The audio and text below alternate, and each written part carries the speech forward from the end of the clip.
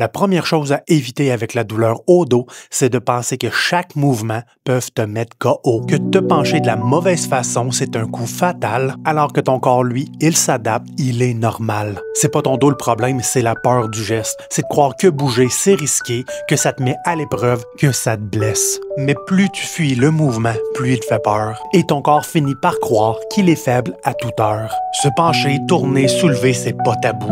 C'est ton corps qui te dit « Aide-moi, je peux encore, pousse un peu », mais plus doux. Certains gestes font mal, c'est vrai, c'est normal. Mais le but, c'est de les apprivoiser, pas de les fuir comme un mal. Parce qu'à chaque fois que tu cesses de bouger, c'est ta force, ta confiance que tu viens gruger. Et un jour, quand la vie te fera plier, sans prévenir, c'est l'inaction qui te fera vraiment souffrir.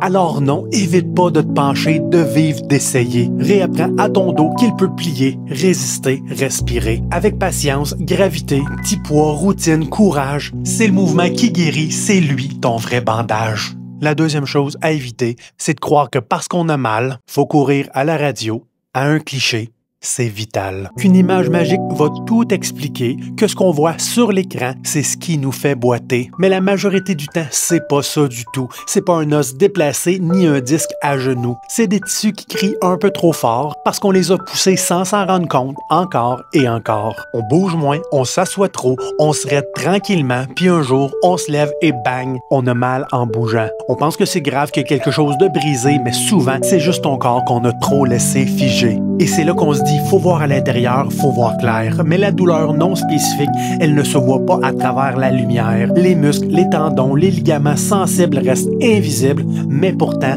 bien terribles. Puis le pire, c'est qu'à chercher trop fort la raison, on finit par tomber dans le piège du mauvais nom. On trouve une arthrose, une hernie, un vieux trait de crayon, et on dit, c'est ça le problème. Sans vraie conviction. Mais ces petites trouvailles, la science le dit, sont souvent normales, présentes chez ceux qui n'ont même pas d'ennui. Alors avant de voir ton corps comme une carte en morceaux, souviens-toi que la douleur, c'est un message, pas un drapeau.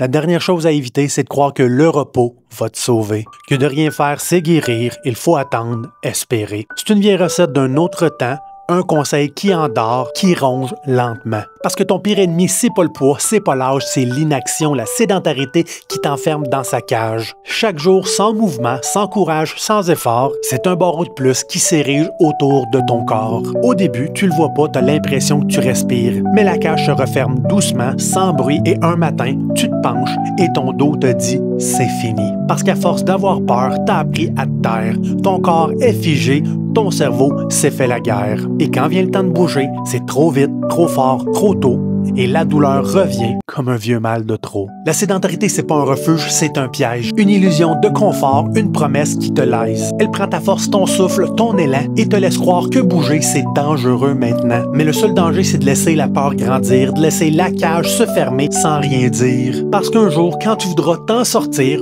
faudra grimper par-dessus sans savoir où atterrir. Et crois-moi, de l'autre côté, c'est pas clair, c'est pas doux. C'est une forêt d'incertitude qui t'attend à genoux. Alors, avant que les barreaux t'enferment tout entier, bouge, même un peu, même fatigué. Et si tu sais pas par où commencer, demande de l'aide. Un chiro, un physio, un kiné, quelqu'un qui sait te guider sans haine. Pour que ton corps redevienne ton allié, ton moteur, avant que ta cage devienne ta demeure.